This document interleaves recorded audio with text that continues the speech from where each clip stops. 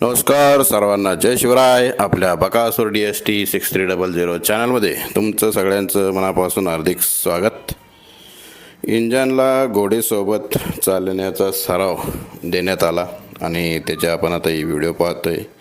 Engine, बरेच जण इंजनविषयी विचारत असतात, तर इंजन सांगोला येतं सचिन म्हणून त्यांच्याकडं आहे आणि अधूनमधून ते त्याला सराव देत असतात आणि त्याच्या त्या व्हिडिओ बनवत असतात. त्यामुळं आपण त्याची माहिती देऊ शकतो. तर आता आपण पाहतोय की इंजनला सराव दिला आहे आणि त्याची तयारी चालूच आहे.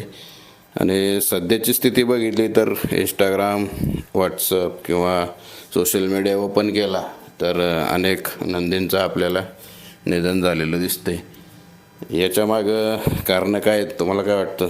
पण ज्या पद्धतीचं एप्रिल महिन्यामधलं जे ऊन असतं ते पूर्ण वर्षभरात सगळ्यात जास्त ऊन हे एप्रिल महिन्यामध्ये असतं आणि या उन्हामध्ये हवा पण थोडी फार कमीच असते, नसते म्हटलं तरी चालेल. कारण ज्यावेळेस हवा नसते आणि तप्त ऊन आहे त्यामध्ये ऑक्सिजनचं प्रमाण कमी असतं आणि हे जे ऊन आहे सध्याच्या घडीचं हे ऑलमोस्ट 40च्या प्लस पण आहे काय काय ठिकाणी. त्याच्यामुळं ज्यावेळेस ऊन असतं त्या उन्हामध्ये आपल्या शरीरातलं जे पाण्याचं प्रमाण आहे ते अचानकपणे कमी होतं आणि डिहायड्रेशन होतं. डिहायड्रेशन झालं की त्याचा थेट परिणाम हा पशुपक्ष्यांच्या पचनसंस्थेवरती होतो. त्यांची पचनसंस्था जी असते म्हणजे ते सगळं बिघडतं आणि तिथून पुढं मग अन्न न पचणे, पुढं या सगळ्या गोष्टी होत राहतात किंवा त्याचा शरीराच्या बाकीच्या भागांवरती पण इफेक्ट जाणवतो.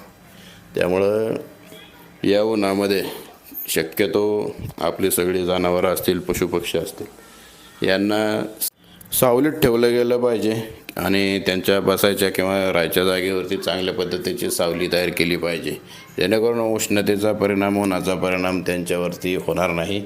दुसरी गोष्ट, पाण्यामधून त्यांना मल्टीव्हिटॅमिन असेल किंवा मिनरल्स असतील हे दिलं गेलं पाहिजे. कारण उन्हाळ्यामध्ये जेव्हा हे ऊन पडत असतं तेव्हा शरीराचं टेम्परेचर वाढत असतं. त्यामध्ये मल्टीव्हिटॅमिन आणि मिनरल्स हे शरीरातील ताकद टिकून ठेवण्याचं काम करतात.